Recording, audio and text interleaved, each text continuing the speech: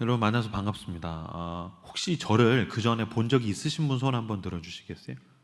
네, 내려주시고요. 처음 봅니다. 손 들어주세요. 네, 괜찮습니다. 상처 안 받습니다. 내려주십시오. 네, 괜찮습니다. 나도 너를 모르니까요. 네, 괜찮습니다. 제 소개를 하죠. 이름은 임형규입니다. 그리고 직업은 목사입니다. 직업이 뭐냐는 이야기를 굉장히 많이 받습니다. 카페 가서 이렇게 서 있으면 저한테 사장님 얼마예요 그러고요. 그리고 이제 옷가게 가서 서 있으면 저한테 사장님 얼마예요 그러고, 제 별명이 있습니다. 저는 청년 사역만 하다가 4년 전에 교회를 개척했어요. 저는 이렇게 여름 겨울에 이제 청소년 청년 집회 엄청 많이 다니고 있는데, 이명규 목사님 나오시겠습니다. 그래서 지금처럼 뚜벅뚜벅 가서 섰더니 앞에 있는 중학생 남자 녀석이 뭐 하시는 분이세요? 그러는 거예요. 분명히 목사님 나오시겠다고 했는데, 그럼 아무리 생긴 게 이상해도 목사란 뜻인데 뭐 하시는 분이세요? 그래서 질문이 너무 이상해서 야, 뭐 한 사람 같이 생겼냐? 그랬더니 그 녀석이 했던 얘기는 잊을 수가 없어요. 뭐 하시는 분이세요? 뭐 한 사람 같이 생겼어? 그랬더니 걔가 저한테 홍대 카페 주인 같이 생겼어요 그랬어요. 그래서 너 홍대 카페 가봤어? 안 가봤는데요. 어떻게 알아? 그렇게 생겼어요 그러더라고요. 그 집에 가서 아내한테 나 아까 설교하러 갔더니 웬 놈이 나한테 홍대 카페 주인같이 생겼대. 그러면 이제 목사 사모면 아니에요. 그 녀석 눈알이 저주받았네. 뭐 그래야 되는데 맞아 당신 그렇게 생겼어. 그래서 제 공식 별명은 이제 홍대 카페 주인 홍카주가 공식 별명이고요. 그다음에 지금 이게 머리를 자른 겁니다. 머리를 다행히 이제 잘라가지고, 그 전에는 제가 머리를 이렇게 이제 길렀었어요. 그러다가 이제 잘랐더니 목사님 일본 순사같이 생겼어요. 뭐 그러고. 그리고 요새는 뭐래더라, 요새 이제 청년들 굉장히 세련돼서 저한테 목사님 바버샵 사장님 같이 생겼어요. 그다음에 이제 타투이스트 같이 생겼어요. 뭐 그런 얘기들 하는데, 직업은 목사고 나이는 45이고 딸 둘 키웁니다. 10살짜리하고 7살짜리. 은율이 로운이 키우고 있고, 기도 제목은 우리 막둥이 꼴통 7살짜리가 다행히 하나님께서 저희 부부의 기도를 들으셔서 그 지독한 뽀로로의 세계를 탈출했어요. 근데 얘가 어디로 들어갔냐면 캐치티니핑의 세계로 들어갔어요.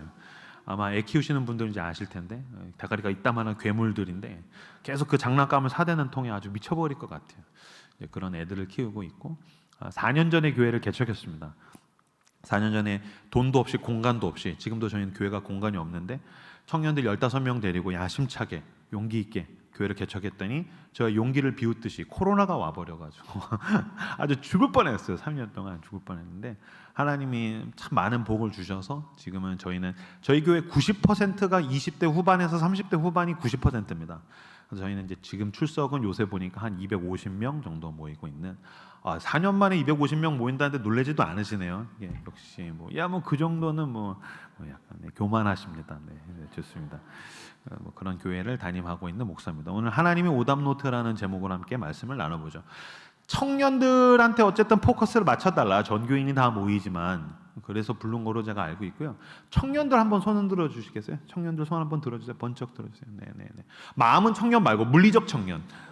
네네. 청년들 손 번쩍 들어주세요. 네네네. 내려주십시오.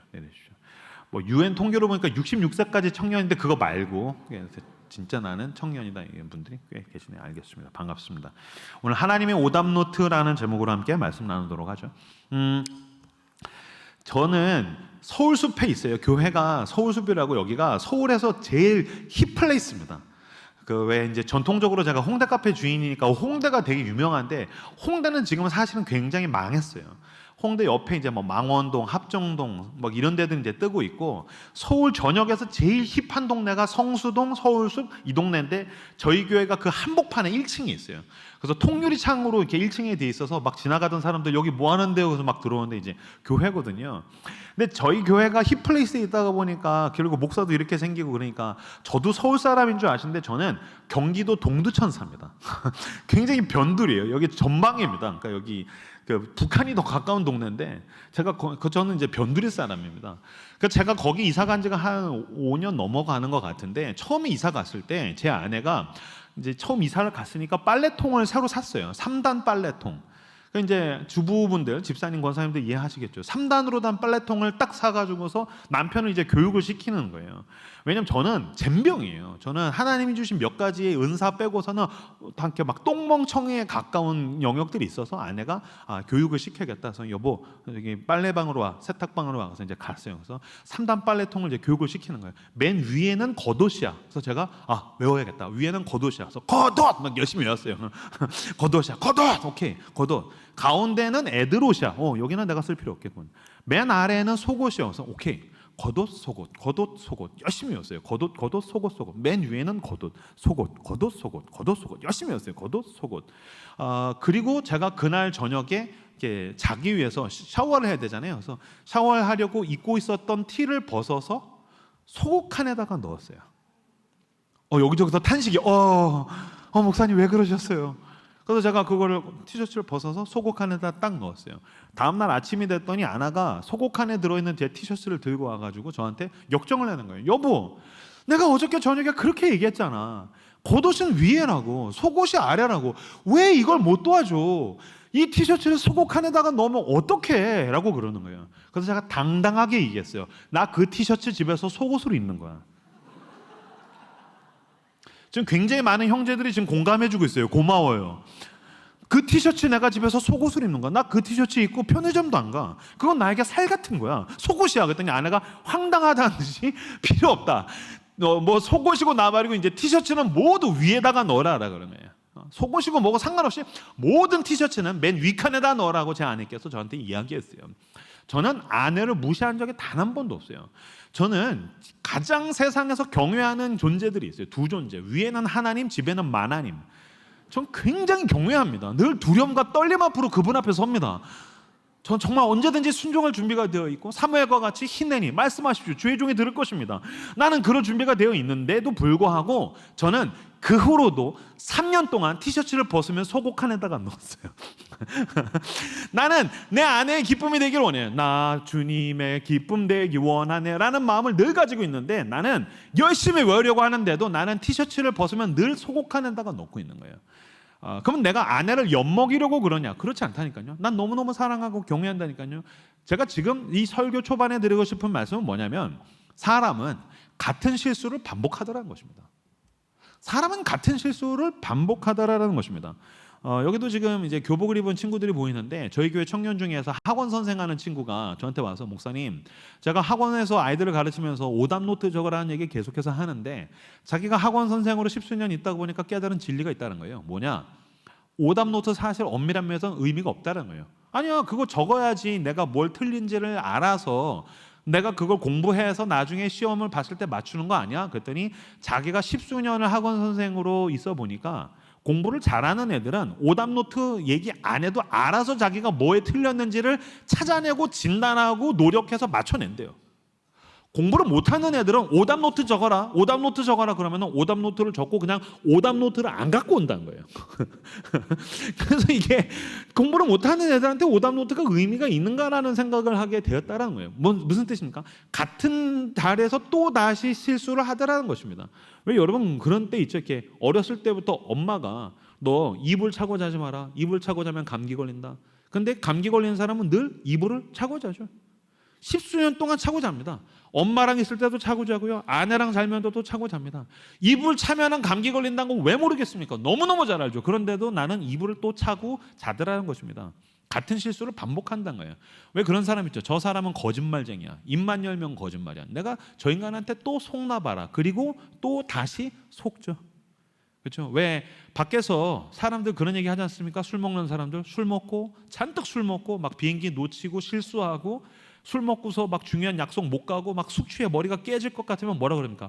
내가 왜 이렇게 미쳤다고 술 먹었지? 내가 또 다시 술을 먹으면 개다. 그래놓고 그날 저녁에 가서 술을 먹고 개가 되는 거죠. 사람은 넘어진 자리에서 또 넘어지고 실수하는 자리에서 또 실수하다라는 것입니다. 이게 우리가 너무 별 볼 일 없는 존재라서 그런가라고 한다면은 제가 좀 위로가 될 만한 사람의 자료를 가지고 왔습니다. 독일의 가장 위대한 철학자였던 헤겔이 한 이야기입니다. 역사가 우리에게 주는 단 하나의 교훈이 있다면, 역사가 우리에게 주는 단 하나의 교훈이 있다면, 사람은 역사로부터 아무것도 배우지 않는다는 것이다. 역사가 우리에게 주는 단 하나의 교훈이 있다면 사람들은 역사로부터 아무것도 배우지 않는다. 개인도, 가정도, 국가와 사회와 집단들도 똑같은 실수를 또 다시 반복하다는 것입니다. 예, 맞습니다. 인간은 같은 실수를 반복합니다. 몰라서 안 하는 게 아닙니다. 알아도 안 됩니다. 아는데도 내 안에서 실력이 없더라라는 것입니다. 우리는 같은 자리에서 계속해서 넘어집니다. 이거는 그러니까 노력하는 게 무의미하다라는 것이 아닙니다. 성경에 보면 두 가지 신학적 주제가 똑같이 중요합니다. 무엇입니까? 공의와 은혜입니다. 십자가는 이 두 가지가 동시에 충족되는 사건입니다. 공의는 무엇입니까? 무엇이 옳은지 그른지를 드러내는 것입니다. 이것은 너무나도 중요하죠. 특히 이 공의, 율법, 법 이게 없으면 어떻게 됩니까? 세상이 아주 난장판이 되겠죠. 카오스, 혼돈의 세상이 될 것입니다. 이것은 사회 속에서 사람과 사람을 지켜주는 최소한의 보호장치가 되어줍니다. 그래서 무엇이 옳은지 무엇이 틀린지, 하나님은 공의의 하나님이십니다. 하나님은 정의, 법, 율법 이것을 굉장히 중요하게 여기십니다. 세상도 마찬가지입니다. 이걸 해야 된다. 이것을 하면 너는 이렇게 될 것이고 이것을 하지 않으면 너는 저렇게 될 것이다. 세상도 마찬가지로 우리에게 법과 기준을 제시합니다. 그런데 문제는 뭐냐면 이것으로 사람이 성숙하고 성장하지 않더라라는 것입니다. 무슨 뜻인지 아시겠어요? 법으로 사람이 성숙하고 성장하지 않아요. 만약에 법이 사람을 성숙하고 성장하게 만든다면 아이들을 누가 키워야 됩니까? 경찰이 키워야 됩니다. 그죠? 저도 큰딸이 10살, 7살. 그럼 경찰에 와가지고서 너 숙제 안 하면 너 경고야. 한 번도 안 하면 너 수갑 채울 거야. 철컹철컹이야. 너 밥 잘 안 먹으면 너 그냥 깜빵에 구치소에 너 수감할 거야. 그래서 검사가, 경찰이 아이들 키웁니까? 그렇지 않죠. 아이들은 누가 키웁니까? 엄마가 키웁니다. 엄마는 어떤 존재입니까? 그 자녀들 앞에서 세상에서 가장 잘 속아주는 존재입니다. 그렇죠? 엄마는 그 아이들 앞에서 가장 세상에서 잘 속아주는 존재예요. 저만 해도 그렇더라고요. 저도 청소년기 때 똑같은 문제집값 2번 달랐는데 또 줘요. 그렇죠? 엄마는 속이기가 얼마나 쉽습니까? 전화하면 속이면 다 속죠. 여기 청년들 얼마나 잘 속입니까? 엄마는 너무너무 속이기 쉬워요. 왜 잘 속죠? 사랑이 눈에 씌어 있으니까 속는 거예요. 그럼 원래 그 여인, 엄마라는 여인이 잘 속는 존재냐? 안테나가 잘 안 돌아가느냐? 그렇지 않습니다. 그 여인은 같이 사는 남자에겐 절대로 속지 않습니다. 아시죠? 아들한테 속고 딸한테는 속는데 같이 사는 남편에겐 절대로 속지 않아요. 그러니까 집에다가 CCTV를 달지 않아도 아버지의 그 비상금이 어디에 있는지를 정확하게 알아내는 거죠. 그렇죠? 아버지의 옷에다가 GPS 칩을 달지 않아도 우리 아버지가 지금 어디에 있는지를 정확하게 알아내고 전화해서 1시간 줄 테니까 들어와. 그럼 정확하게 들어오고 있고. 그렇죠? 그러니까 남편한테는 속지 않는데 왜 자식들에게 속죠? 사랑하니까 속죠. 여러분, 우리가 성인이 되고 청년이 되고 청소년이 되고 청년이 되고 어른이 되는 거 그냥 온 줄 아십니까? 그렇지 않습니다. 엄마를 속이고 아빠를 속이면서 성숙하고 성장합니다. 그러다가 어느 순간인가 철들죠. 철든다는 것은 무슨 뜻입니까? 난 더 이상 이제 엄마를 속이고 싶지는 않아. 난 더 이상 우리 아버지 속이고 싶지 않아. 무슨 뜻입니까? 우리 어머니 아버지가 나를 얼마나 사랑했는지를 알게 되면서 그 사랑과 은혜에 반응하기 시작하면서 비로소 인간은 자라나는 것입니다. 성숙하는 것입니다. 성장하는 것입니다. 그러니까 공의가 인간을 성숙하고 성장하게 만드는 게 아니고 그것을 넘어갔는데도 포용하고 받아들여주는 그 놀라운 사랑과 포용과 반용, 관대함과 은혜, 이것이 사람을 성숙하게 만들고 성장하게 만들다라는 것입니다. 근데 문제는 세상은 그게 없어요. 여기 청소년들, 늘 우리는 청소년들은 쪼들리죠. 뭐예요? 선 그어놓고 너 이 성적이 안 돼서 이 대학에 못 가면 너가 원하는 사랑과 뭐 용납 이런 거 넌 받을 수 없어. 넌 이 바깥이야. 청년들, 너는 이 정도의 직장을 못 들어오고 이 정도의 월급을 받지 못하고 이 나이대에 결혼을 하지 못하고 너가 내 집 마련에 실패하고 너가 결혼에 실패해서 이 조건과 선 안에 들어오지 못하면 넌 그 바깥에서 마치 성경에서 예수님이 얘기한 것처럼 슬피 이를 이렇게 갈게 될 것이다. 슬피 울며 이를 갈리라. 넌 너가 원하는 사랑을 받지 못할 거야. 그러니까 우리를 자꾸 조건으로, 율법으로, 우리 자꾸 그런 걸로 대하는 거예요. 그러니까 내가 어떤 조건을 충족시키지 못하니까 내가 이것 때문에 망하게 되는 것처럼 우리들은 사상 가운데에서 위협받고 있다는 것입니다. 그러니까 교회에 오면 십자가를 바라볼 때에 하나님의 아들 예수 그리스도는 나를 너무너무 사랑하셔서 우리가 아직 죄인 되었을 때에 십자가 위에서 죽으셔서 우리에 대한 하나님의 사랑을 확증하셨어라는 로마서의 말씀을 교회에서는 붙들지만 세상에 나가면 아니야. 내 외모를 봐. 우리 집에 있는 그 통장 잔고를 봐. 내 나이를 봐. 안 돼. 세상에서는 자꾸 기준으로, 법으로, 조건으로 우리는 대하니까 내가 뭔가 사랑받지 못하고 내가 뭔가에 자꾸 밀려나는 사람처럼 세상에서 속게 되더라는 것입니다. 그 영화 중에 글래디에이터라는 영화가 있습니다. 글래디에이터 혹시 한번 보신 분? 글래디에이터. 네네네네네네 내려주십시오. 감사합니다. 이거 보신 분들은 사실 연식이 조금 되신 분들이시죠.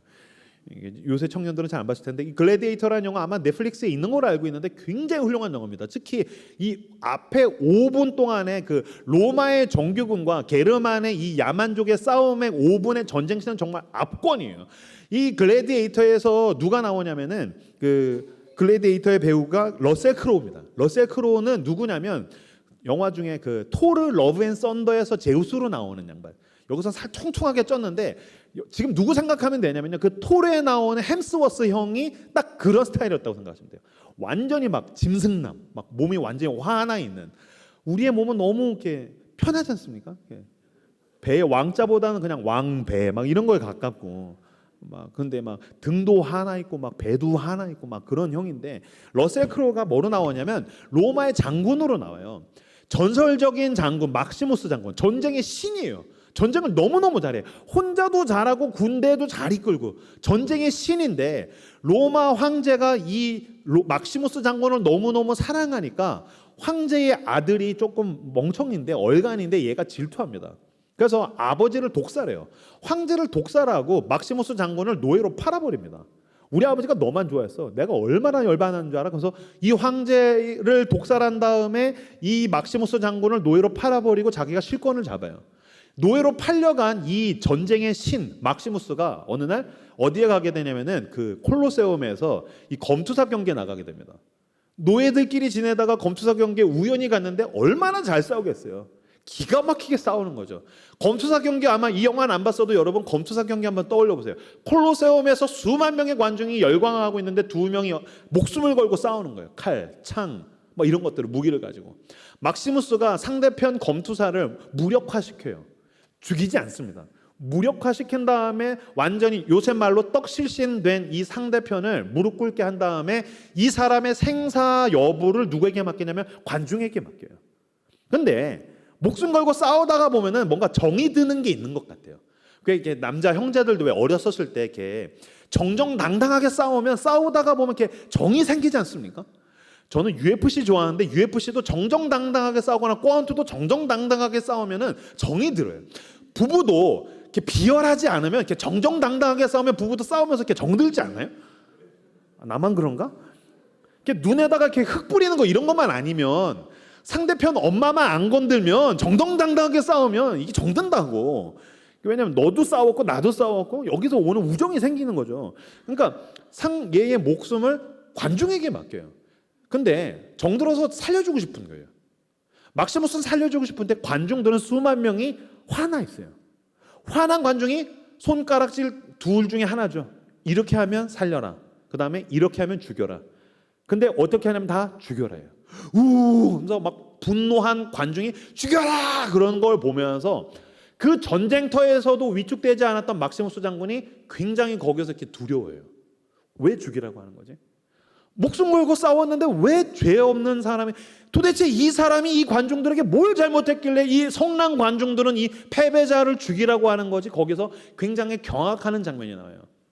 여러분 검투사 경기의 잔인성은 어디에 있냐면 패배자의 목숨을 끊는다는 데 있어요. 근데 여러분 지금은 검투사 경기는 없죠?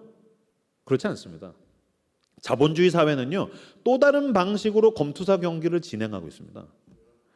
물리적인 목숨을 안 끊는다 뿐이지 자본주의 사회는 뭐라고 얘기합니까? 패배자는 죽어도 마땅해. 승자는 독식해도 돼. 패배자는 죽어도 마땅해 라고 이야기해요. 뭘 살펴보면 알 수 있냐면요. 우리나라에 있는 그 왜 TV에서 나오는 엔터테인먼트 예능 프로라고 하죠. 예능 프로에서 가장 많이 사용하는 방식을 뭐라고 하는지 아십니까? 서바이벌이라고 얘기합니다. 서바이벌. 이거는 아마 연배가 있으신 어르신들도 서바이벌 프로그램을 보는 게 너무너무 익숙하실 거예요. 근데 찬찬히 옛날을 생각해 보시면 서바이벌이라는 이 프로그램 방식은 너무너무 이상한 거예요. 왜냐면 저희 할아버지가 보셨던 그 노래 부르는 프로는요. 이렇게 서바이벌이 없었어요. 가요 무대. 그러면 그냥 누군가가 모르는 사람이 나와서 노래가 끝날 때까지 듣는 거지, 노래가 마음에 안 든다고 잘라 죽여 막 이런 거 없어요. 패배자 막 잘라 빨리 이런 거 없는 거예요. 근데 요새 노래를 어떻게 해요? 서바이벌로 해요. 트로트도 서바이벌로 해요. 왜 노래를 서바이벌로 해요? 서바이벌이라는 게 무슨 뜻입니까? 생존이라는 거죠. 그냥 노래는 그냥 부르고 흥겨우면 되는데 노래를 사느냐 죽느냐. 임영웅은 독식해도 되고 패배자는 너는 뭔가를 가질 이유가 없어. 요새 젊은이들이 보는, 요새는 많이 시들시들해졌는데 그 랩으로 하는 서바이벌 프로그램이 뭐죠? 유명한? 여기 청소년들 안 봐요? 성경만 봐요? 청년들 안 봐요? 아니죠. 쇼미더머니라는 프로그램이 있죠. 전 이거 너무너무 이상한 것 같아요. 저는 실제로 힙합을 좀 좋아하는 사람인데도 불구하고 쇼미더머니라는 이 랩 경연 대회는 너무 이상해요. 우선 나오는 애들은 화나 있어요. 그냥 나오자마자 화가 나 있어요. 저는 설교할 때는 굉장히 이렇게 활달한 성격처럼 보이는데 저는 내성적인 성격이에요. 저는 MBTI 하면 ENFP로 생각하시는데 저는 INTP입니다. 저는 I 성향이 굉장히 강해요. 그래서 모르는 사람 만나면 어색해요. 말 잘 못 섞어요. 그래서 계속 어색해해요. 근데 이 쇼미더머니에 나오는 애들은 나오자마자 그냥 화가 나 있어요. 그래서 비트 주세요. 처음 만났어요. 그러면 안녕하세요. 반갑습니다. 어디 사세요? MBTI는 어떻게 돼서 알아줘야 되는데 비트 주세요. 넌 쓰레기야 하면서 막 랩해요.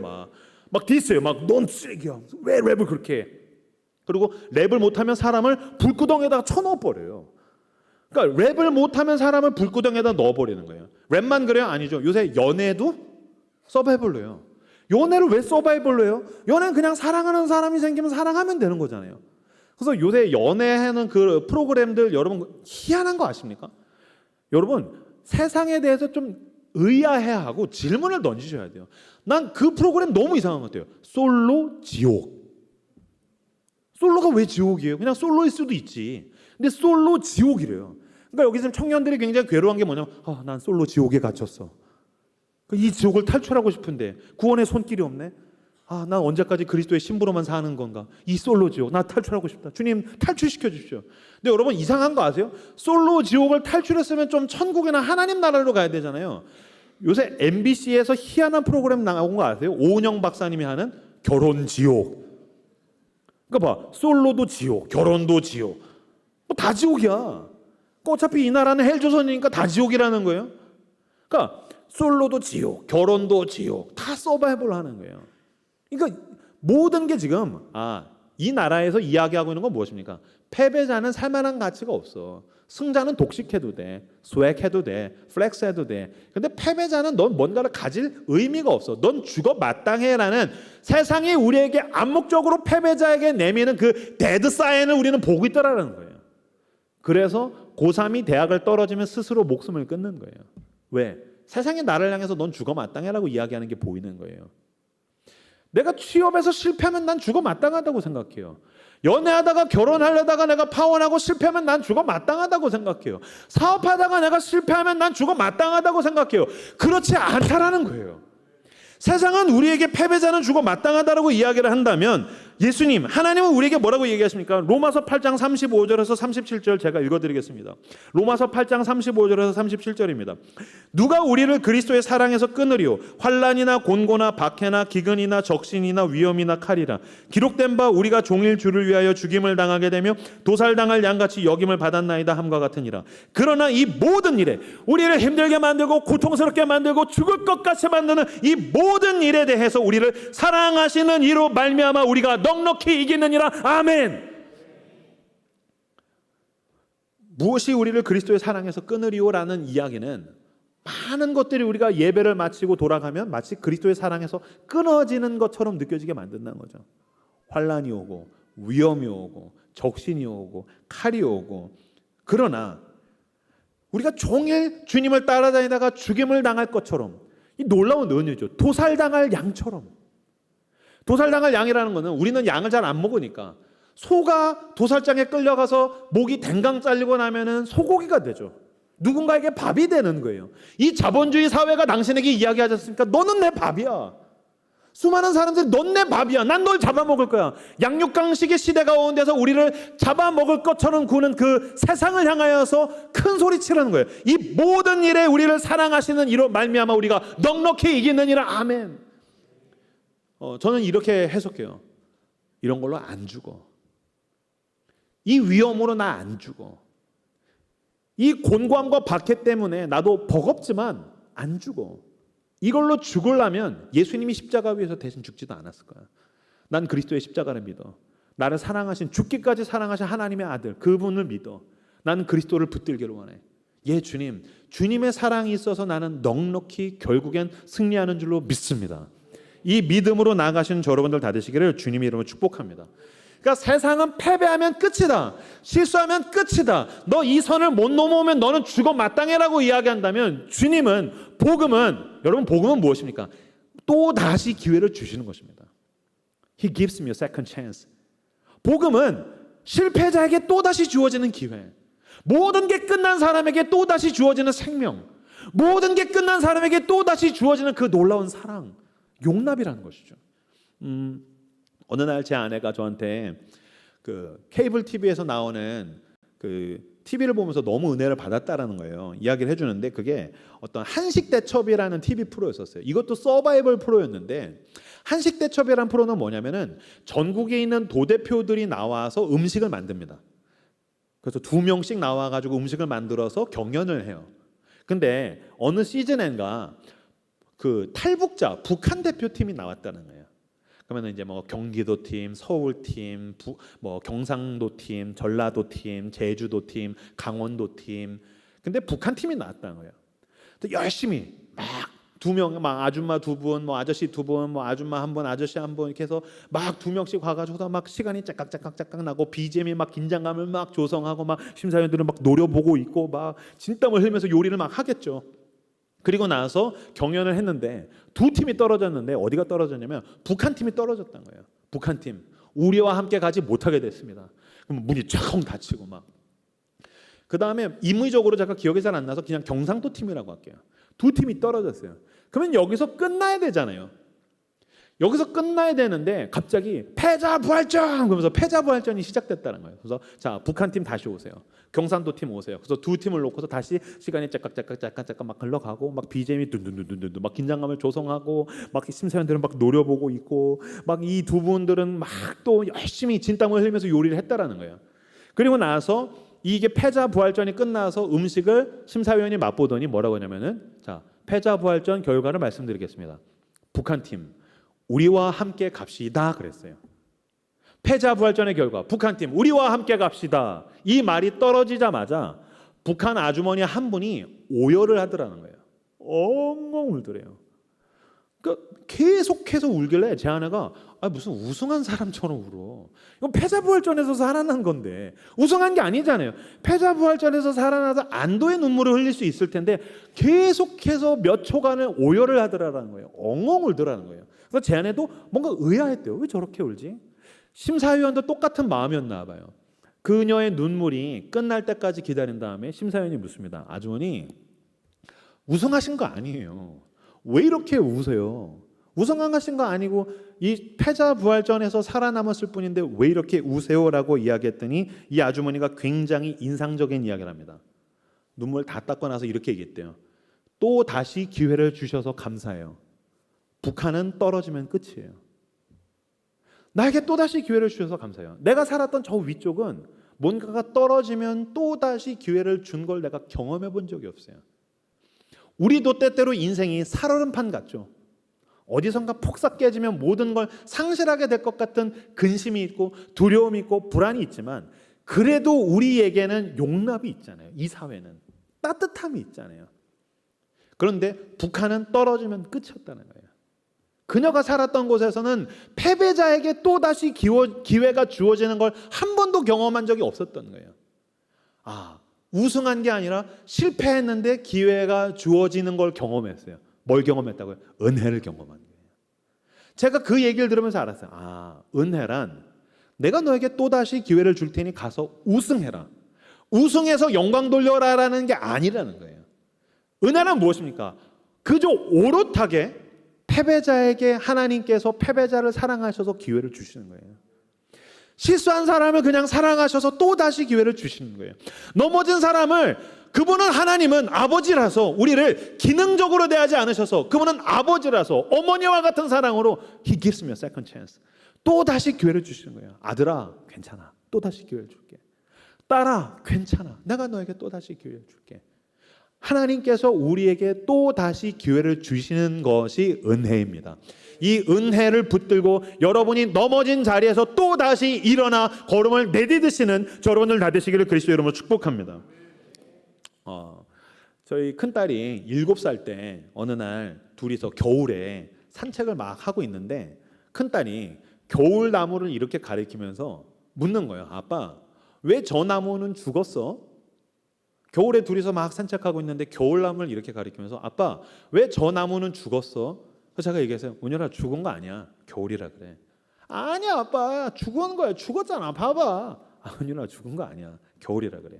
아니야 아빠, 죽은 나무야. 봐봐, 죽은 거잖아. 은열아, 왜 자꾸 죽었다 그래? 겨울이라 그래. 아니야 아빠가 그랬잖아. 지난 여름에 산책할 때 그랬잖아.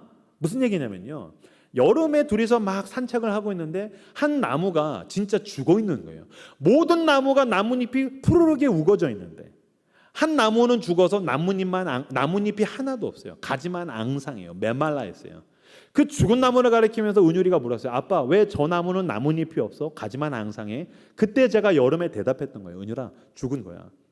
죽어서 그래. 죽으면 나뭇잎이 다 떨어져. 죽으면 나뭇가지만 앙상해. 죽으면 메말라. 저건 죽은 나무야. 그걸 기억하고 겨울에 보니까 겨울 나무가 나뭇잎이 다 떨어져 있거든요. 겨울 나무가 나뭇가지가 앙상하게 메말라 있는 것처럼 보이거든요. 아빠가 그랬잖아. 죽은 나무라고. 제가 그 얘기를 들었을 때 알았어요.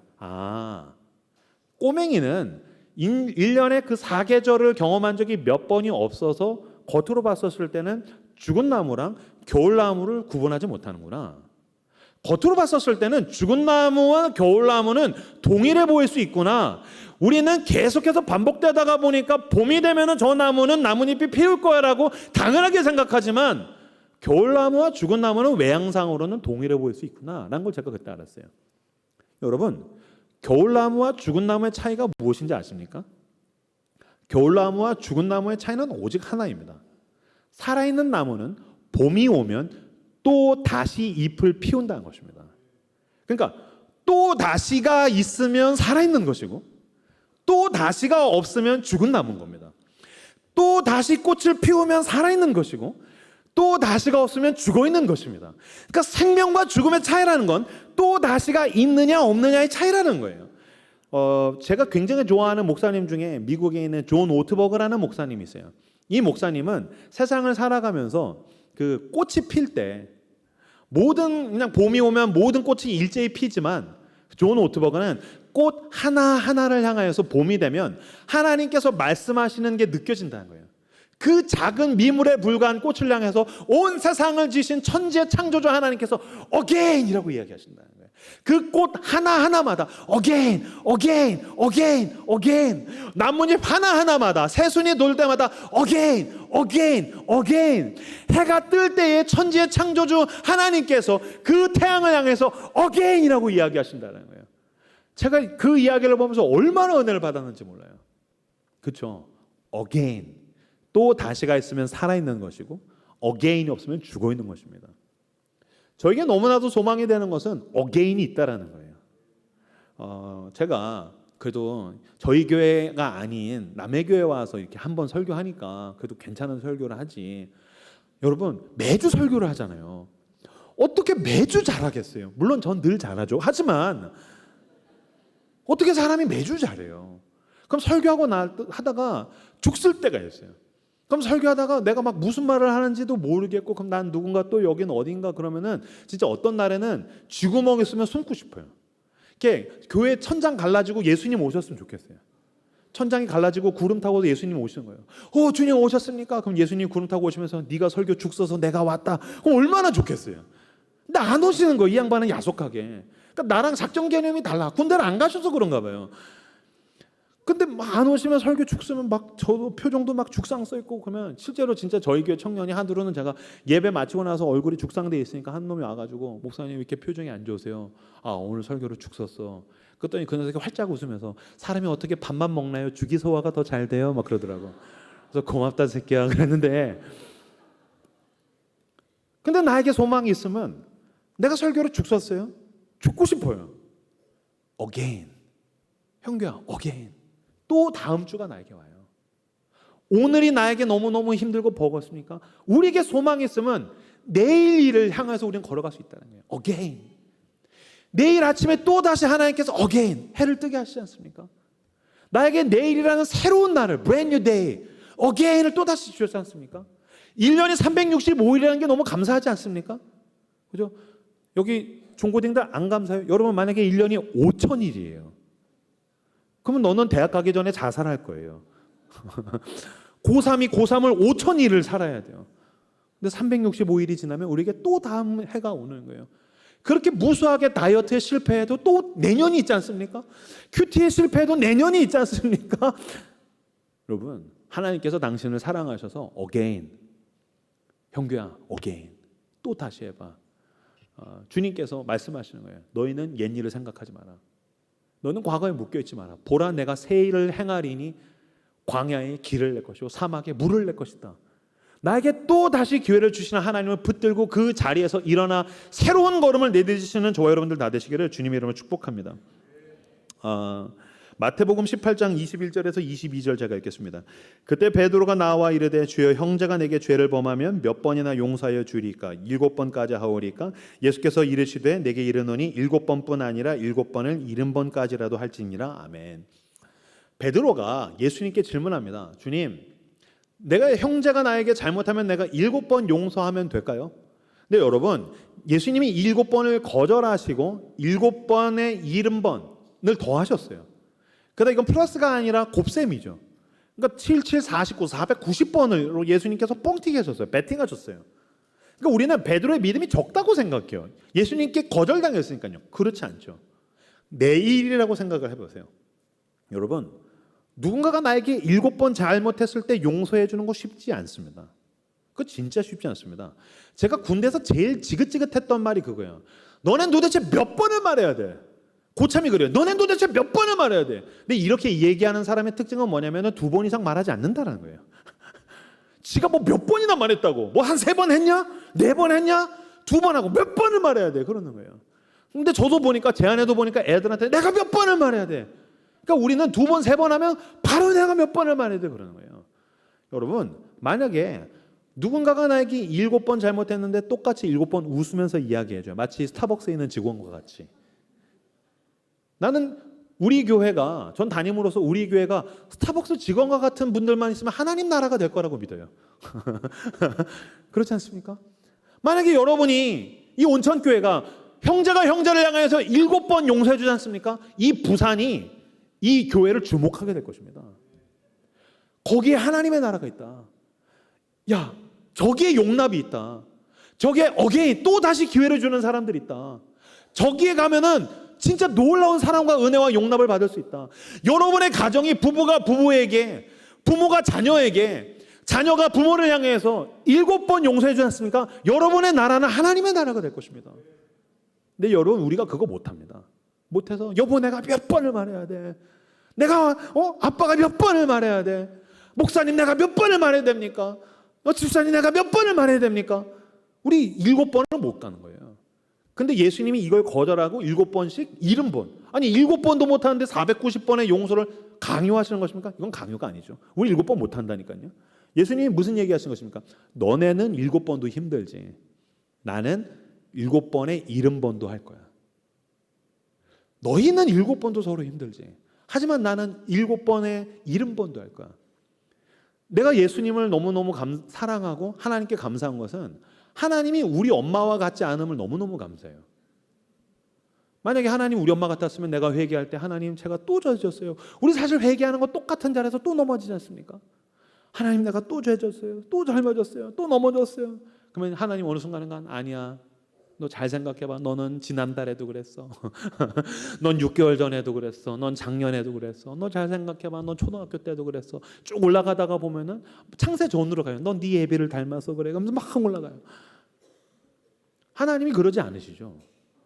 온 세상을 다 지으신 하나님이 내 죄를 기억하지 않으신다면 예수 그리스도께서 우리의 죄에 대해서 난 7번씩 70번도 용서할 거야. 그럼 490번 넘어가면 넌 491번이네. 가라 지옥으로. 그런 뜻이 아니죠.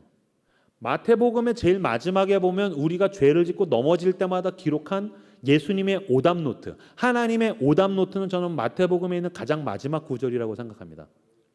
세상 끝날까지 내가 너희와 항상 함께 있으리라. 아멘. 7번씩 70번 세상 끝날까지 난 너에게 어게인 또다시 기회를 줄 거야. 이게 우리가 믿는 복음입니다. 당당하게 나아가십시오. 오늘 본문은 아까 우리가 읽었던 본문은 믿음의 조상이라고 불리는 아브라함의 이야기입니다. 근데 이건 여러분 성경은 진리입니다. 아브라함이 만약에 자서전을 썼다면 가장 삭제하고 싶었던 게 이 창세기 20장에 있는 기록이었을 겁니다.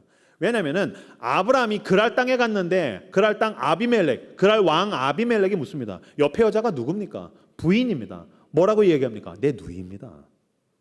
자기가 살아남기 위해서 거짓말한 것입니다. 아주 비열하고 추잡한 거짓말입니다. 그래서 부인을 상납하고 자기의 목숨을 건사한 겁니다. 저는 남성성이 과잉이에요. 그건 남자가 할 일이 아닌 거예요. 그죠? 여기 부산 사나 애들 우린 거칠지 않습니까? 제가 부산 좋아하는데 요새 부산 안 그런가요? 부산도 요새 약한 남자가 대세인가요? 아니지 않습니까? 날 죽여라 내 마누라다 근데 이 형이 착한 형인데 이 아브라함 형이 이게 제 부인이 아니고 누이입니다 하면서 상납하죠. 그걸 하나님께서 그대로 묻지도 따지지도 않고 해결해 주십니다. 아까 창세기 20장 7절 말씀 보시겠어요? 창세기 20장 7절 말씀 같이 읽겠습니다. 시작.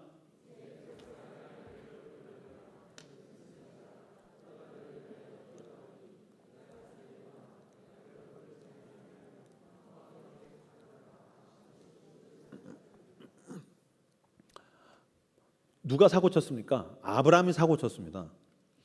이거 자기 마누라를 자기가 살려고 자기 마누라 팔아먹은 겁니다. 거짓말 누가 했습니까? 왕이 거짓말했습니까? 이 아브라함이 거짓말한 겁니다. 그렇죠? 맞죠? 아브라함이 거짓말했고요. 아브라함이 마누라를 팔아먹었고요. 자기의 목숨을 건사하기 위해서 아주 비열하고 추잡한 거짓말을 한 거예요.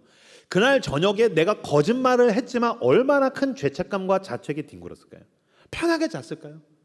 방에서 혼자 침대 위에서 침상에서 막 떼굴떼굴하면서 왜 우리가 이불킥이라고 하잖아요. 막 눈물 흘리지 않았겠어요? 여보 미안해. 왕의 침실에 내 부인이 가 있겠지. 여보 미안해. 내가 거짓말해서 나를 용서해줘. 하면서 밤새 잠 못 잤을 겁니다. 아브라함은. 근데 그 밤에 하나님께서 그 그랄 왕 아비멜렉의 침상에 찾아가십니다. 그래서 7절에서 뭐라고 얘기하시냐면 그 사람의 아내를 돌려보내라. 그는 선지자라. 그가 너를 위하여 기도하리니 네가 살려니와 네가 돌려보내지 아니하면 너와 내게 속한 자가 다 반드시 죽을 줄 알지나. 돌려보내라. 그러지 않으면 너 반드시 죽는다. 너랑 너에게 속한 모든 자가 죽는다.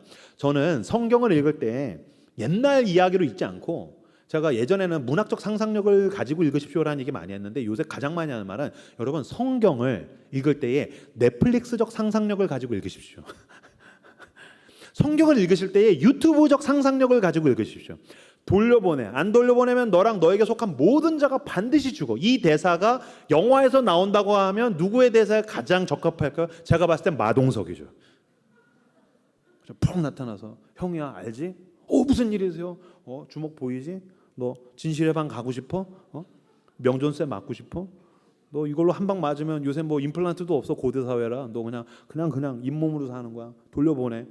그 걔가 착한데 애는 착한데 거짓말 하는 거야. 그러니까 한번 그냥 보내주라고. 알았어? 왕이 발발발 떨면서 돌려 보내줬겠죠. 그러니까 사고는 아브라함이 쳤는데 하나님께서 그거를 해결해 주셨습니다. 근데 이 이야기의 핵심은 뭐냐면 아브라함이 초범이 아니라는 데 있습니다. 아브라함이 이거 뭡니까? 재범입니다. 두 번째예요. 재범. 이러고 뭐 어느 교회 갔더니 재범 그랬더니 박재범 그거 말고 두 번째라고. 요새 문해력이 너무 안 좋아가지고 두 번째요. 언제 했죠? 창세기 12장에 가면은 아브라함이 애굽에 갔는데 애굽 왕 바로가 옆에 누굽니까? 제 부인입니다. 그래서 부인 상납하고 자기 목숨 건사했죠. 하나님이 똑같이 찾아가셔가지고서 야 주먹 보이지? 돌려보내. 명존세 맞고 싶어? 죽고 싶어? 돌려보내. 그래서 돌려보냈어요. 하나님이 내가 대형 사고를 쳤는데 하나님이 그렇게 해결해 주셨으면 인간이면 여보 내가 진짜 당신한테 죄 졌다. 내가 하늘의 하나님께 죄 졌고 내가 당신한테 득죄했다. 여보 날 용서해 줘. 다시는 그런 일이 없을 거야. 그리고 그랄 땅 갔었을 때 마음의 준비를 했었어야죠. 근데 여러분 제가 봤을 때 이거 거짓말한 거 그냥 나도 모르게 우발적으로 했다고 생각하세요? 그렇지 않아요. 여러분 거짓말을 우발적으로 한다고 생각하십니까? 아니죠. 우린 다 거짓말 계획합니다. 우린 철저하게 거짓말 계획합니다. 어렸을 때부터 지금까지 우리는 끝까지 거짓말을 계획합니다. 거짓말을 속에서 시뮬레이션합니다. 근데 거짓말로 얻어지는 그 추악하고 은밀한 이득이 좋아서 거짓말을 주장하는 겁니다. 그래놓고 들키면 몰랐어라고 2차적 거짓말을 하는 겁니다. 그러니까 아브라함이 이거 거짓말을 계획한 겁니다. 이거 두 번째 겁니다. 그럼 하나님이 두 번째 죄를 지었을 때에 불쌍해서 도와주시긴 했지만 사실은 그랄 왕 아비멜렉을 찾아갈 게 아니라 누구 찾아갔어야 돼요? 아브라함 찾아갔어야죠. 형 알지? 형 마동석이야. 주먹 보이지? 그랄 왕 아비멜렉이 문제가 아니라 네가 문제야 임마. 네가 거짓말했잖아. 아주 이게 네가 사람이야. 형이 몇 번을 참아야 되나? 내가 너 몇 번을 용서해 줘야 돼. 너 안 되겠어. 넌 진짜 진실의 방 가야 돼. 내가 너를 불러낸 게 너를 내가 이 믿음의 조상으로 삼으려고 했던 내가 후회된다. 후드로 폈었어야 되잖아요. 근데 하나님께서 그냥 침묵하시는 거예요.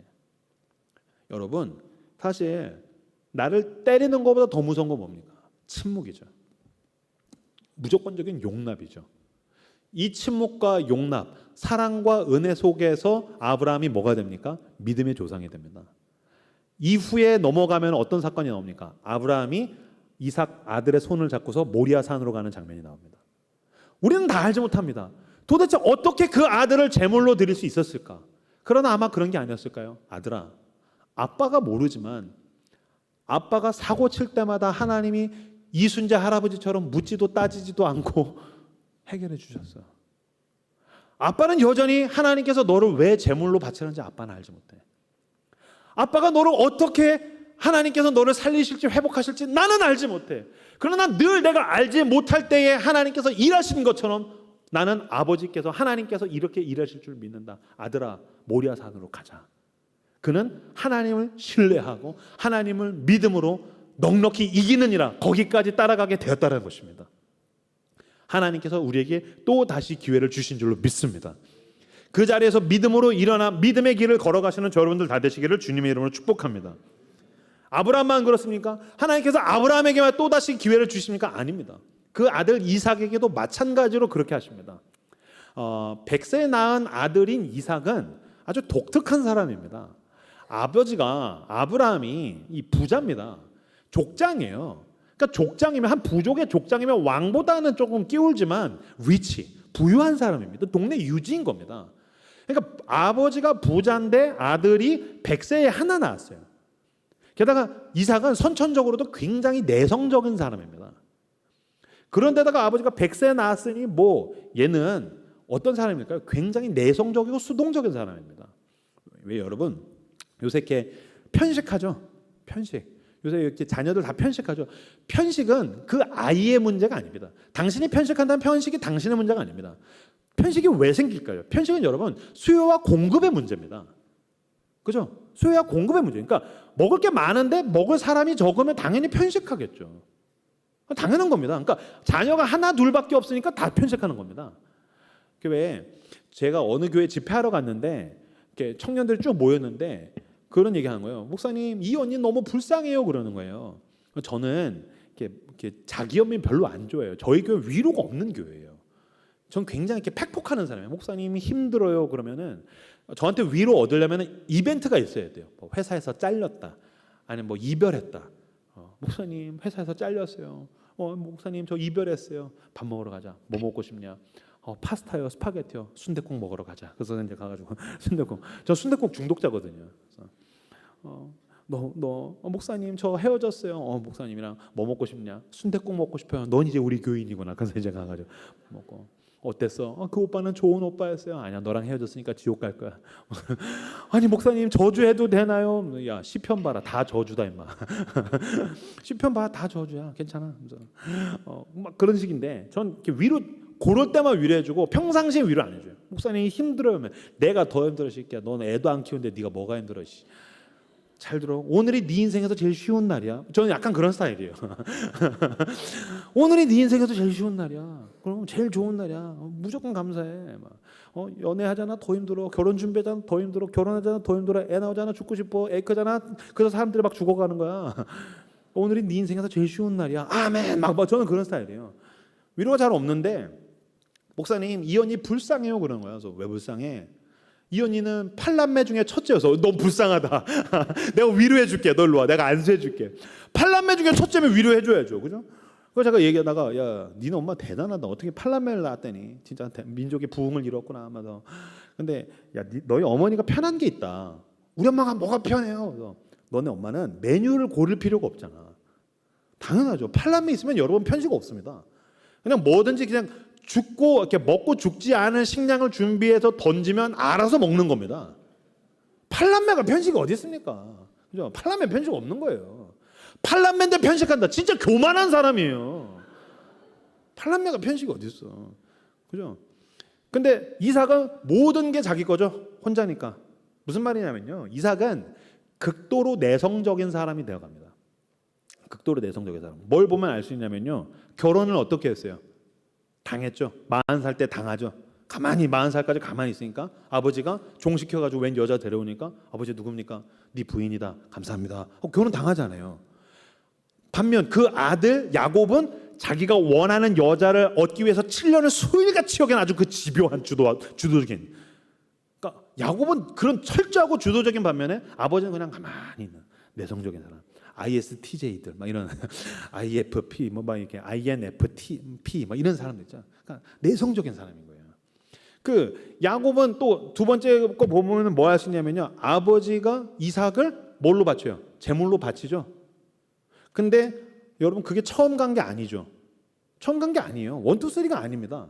근데 어느 날 아버지가 아들아 모리아산에 가자. 근데 아버지가 늘 제사 드리러 갈 때에 산에 갈 때는 뭔가 경건하고 거룩하고 어떤 희열, 기쁨 이런 게 있었는데 오늘 아버지가 표정이 완전 죽상이겠죠. 왜? 아들을 죽여야 되니까. 그래서 묻죠. 아버지 재물이 어디 있습니까? 하나님이 준비하셨어. 그랬을 때 아들 눈을 정확하게 보겠어요? 못 보죠. 아들이 묻죠. 아버지 재물이 어디 있습니까? 먼 산 보고 눈물을 흘리는 거죠. 하나님이 준비하셨어. 전 눈치가 굉장히 빨라요. 만약에 제가 이삭이에요. 그리고 이삭이 이때 나이가 10대로 추정합니다. 10대 중후반으로 학자들이 추정해요. 저는 우선 청소년 사역자 출신으로서 10대의 남자애가 아빠랑 등산을 갔다는 걸 믿을 수가 없어요. 그죠? 여기 교사분들 그죠? 이해하시죠? 말이 안 돼요. 새벽에 아빠가 깨웠는데 등산 가자. 혼자 가. 아빠 꺼져. 막 그럴 텐데 아버지랑 등산을 가는데 아버지 재물이 어디 있어요? 하나님 준비하셨어. 저 같았으면 엄마 아빠가 이상해 하면서 엄마 아빠 표정이 이상해 아빠 미친 거 아니야 하면서 막 봐라 엄마한테 이른다고요. 그러니까 재물이 없잖아요. 오케이 100번 양보했어. 산에 올라갔을 땐 눈치 깠었어야지. 오케이 산에 올라갈 때도 모를 수 있어. 아버지가 나를 제단에 묶을 때는 눈치를 깠었어야지. 아버지가 날 제단에 막 묶어요. 아버지 날 왜 제단에 묶어요? 너 요새 좀 불안해 보여. 너 뭔가 좀 불안해 보여. 아빠가 나를 제단에 묶어서 죽이려는구나. 눈치를 챘었어야죠. 아버지가 칼을 갈 땐 눈치를 챘었어야죠. 끝까지 이삭은 어떻게 하고 있죠? 그냥 가만히 있는, 그냥 내성적인, 주도적이지 못한, 그냥 소극적인 가만히 있는 사람이에요. 이런 사람도 여러분 내성적이냐 주도적이라는 건 성향의 차이예요. 그러니까 여기 뭐 ENFP들은 인싸, 그 다음에 I 성향, ISFJ 막 이런 애들은 그냥 가만히 있고 그건 달라요. I 성향 사람들은 세계가 어디 있죠? 내 속에 있죠. 그래서 속으로 파고들죠. 그래서 저도 그냥 가만히 냅두고 책 읽게 하고 글쓰게 하는 게 제일 좋아요. 저 사람들이랑 계속 얘기하면 진 빠져요. 아무도 안 믿으시네. 상관없어요. 난 INTP예요. 나 F 공감도 잘 안 되고 그냥 혼자 책 보고 그래서 이런 게 제일 좋아요. 근데 어찌 됐든 이 형은 뭘 잘하냐면요. 우물 덕후예요. 우물 덕후. 우물을 기가 막히게 파. 창세기 그 26장에 가면 우물 사건이 있습니다. 여러분 지금도 아프리카에서 우물 파잖아요. 최첨단 장비로 지질 조사하고 드릴로 뚫어도 우물 나올 수 있는 확률이 50% 조금 넘습니다. 근데 수천 년 전에 그 당시에 3번을 연달아 팝니다. 우물을 연달아 3번을 파요. 기가 막힌 거예요. 그러니까 이 형은 어디 가다가 야 어깨 아파 파봐. 그러면 우물 빵 나오는 거예요. 가다가 야야 무릎 쑤신다. 우물 파봐. 그럼 빵 나오는 거예요. 우물을 연달아 파요. 근데 문제는 뭐냐면 우물을 파는 족족 뺏긴다는 거죠. 첫 번째 우물을 팠는데 우물이 빵 나왔어요. 그때 동네에서 와서 불량배들이 빼앗더라라고 하는데 우물을 왜 빼앗을까요? 물은 동네 산업 기반 자본입니다. 여러분 4대 문명이 다 어디에 있어요? 강가에 있죠. 그러니까 강이 있고 물이 있어야지 문명이 생기는 거죠. 여러분 2000년 전에도 이 이삭 시대 1000몇백 년이 지난 다음에도 예수님 때 사마리아 여인이 우물가에 물 들어오잖아요. 그러니까 마찬가지로 여러분 그 우물이 있으면 마을 하나가 생기는 거예요. 이게 산업 자본이에요. 우물이 나왔으니 동네에서 야 그거 내 거 막 다 뺏으려고 그런 거죠. 그럼 사람들 불량배 동원해가지고 그걸 빼앗겠다고 했었을 때 이삭이 자기가 팠잖아요. 그럼 어떻게 써야 돼요? 싸웠어야죠. 전 제 거 뺏기는 거 못 견뎌요. 어디 내 걸 뺏으려고 죽으려고 전 싸워야 되는데 이 이삭 형은 소극적이잖아요. 내성적이잖아요. 우물 내놔 그랬더니 야야 줘. 다퉈야 되는데 다투지 않고 그냥 줍니다. 그럼 하인들이 물었겠죠. 마님 싸웠어요. 아니야. 저건 다툼의 우물이야. 자 따라서 해주겠습니까? 애색. 크게 애색. 애색이라는 이름이 다툼이에요. 다툼의 우물. 아니지. 우물 이름을 다툼이라고 붙일 게 아니라 다퉜어야지. 싸웠어야지. 그죠? 싸워야 되는데 싸우지 싫으니까 저건 싸움의 우물이야. 우물 때문에 싸울 뻔했어. 우리는 가자. 그리고 그냥 가는 거예요. 가가지고 멍청이같이 2번째 우물을 파는 거예요. 근데 2번째 우물이 또 나옵니다. 또 나왔더니 동네에서 와서 또 뺏어가요.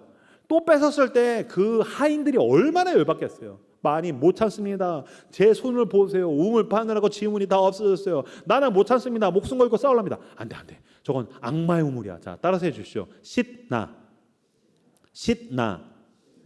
2번째 우물 이름을 싯나로 붙였어요. 이 싯나가 뭐냐면은 히브리어로는 시트나인데 원어로는 STN입니다. 사탄이라는 뜻이에요. 사탄, 악마. 우물 이름을 악마로 지을 게 아니라 이 악마 같은 놈들이랑 싸워야지. 근데 싸우기 싫으니까 악마의 우물 그러고 그냥 갔다라는 거예요. 그러니까 얼마나 내성적이고 싸우기 싫어하는 사람입니까?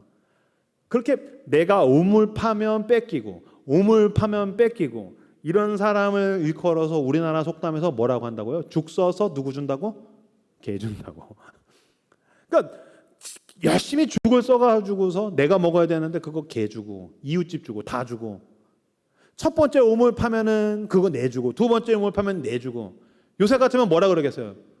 부모님들 자녀 향해서 넌 왜 네 밥그릇도 못 챙기니? 넌 왜 네한테 주어진 그 네 밥그릇도 못 챙기니? 딱 이삭은 그런 스타일이에요. 근데 여러분 2번째 우물 빼앗겼는데 3번째 우물이 나옵니다. 3번째 우물 이름을 뭐라고 붙이냐면 자 따라서 해주십시오. 르호봇은 지평을 넓히다라는 뜻이에요. 지경을 넓히시다. 무슨 뜻이냐면 3번째 우물이 나왔어요. 그랬더니 동네에서 이삭을 줬어요. 너 가져. 그냥 줬을까요?